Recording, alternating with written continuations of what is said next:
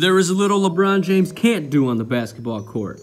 He's an overpowering force attacking the rim, a capable facilitator who is leading the league in assists this season, and a three-time champion who has come through in the clutch throughout his career.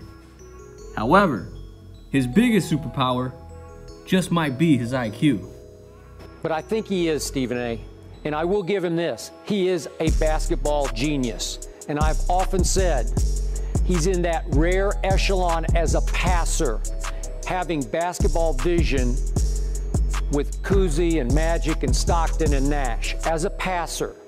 And I realize that the great Kobe Bryant has an extremely high basketball IQ, Stephen A., but it's more within the solo concept than the team concept. It's how to score. It's scoring genius versus team concept genius. And LeBron's team concept vision is a little above Kobe's to me.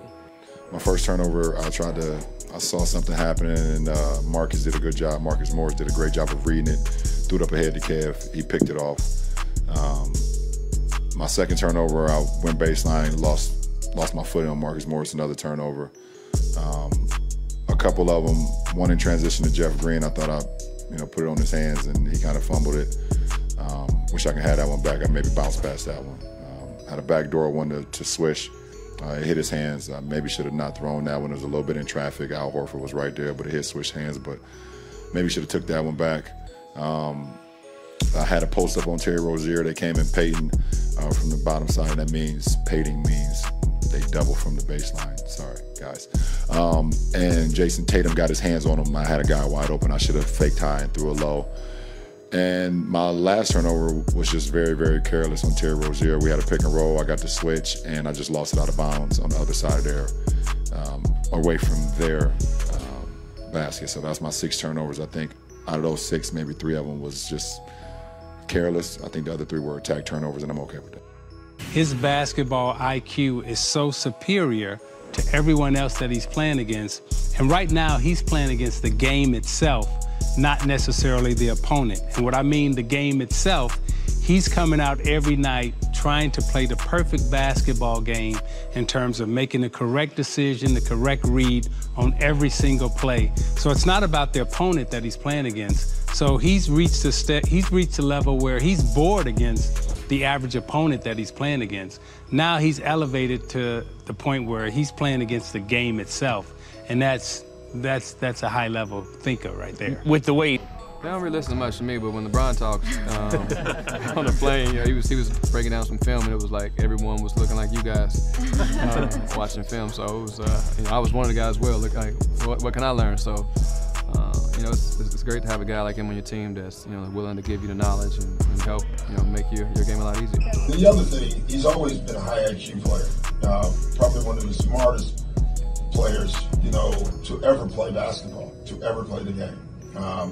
And he's beaten a lot of people with his brain as well. And so when you add the power and the athleticism and the brain power, I think we get lost in LeBron's physicality too much, and we think about his brain more. His brain is what makes him great. There's a lot of people in the league with LeBron's body. There's no one in the league with his brain. If you had to pick one thing that you love about LeBron, what would you pick that stands out to you? His basketball IQ. Right. Yes.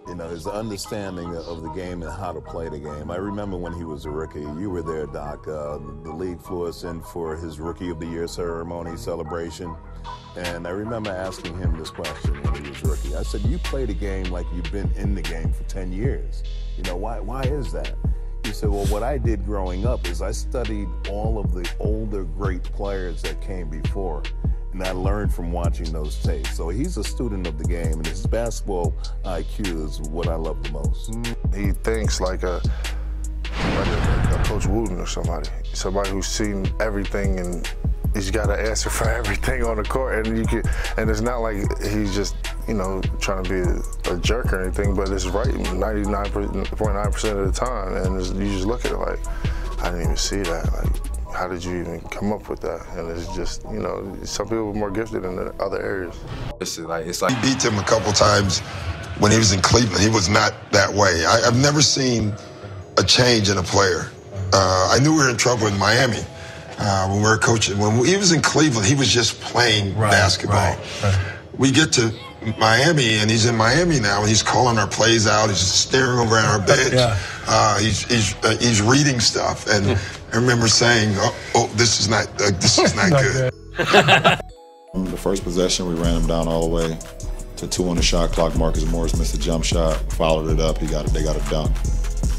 We came back down. We ran a set for Jordan Clarkson, and he came off and missed it. They rebounded. And we came back on the defensive end, and we got a stop. They took it out on the sideline. Jason Tatum took the ball out, threw it to Marcus Smart in the short corner. He made a 3. We come back down, missed another shot. And then Tatum came down and went 94 feet, did a Euro step, and made a right-hand layup timeout.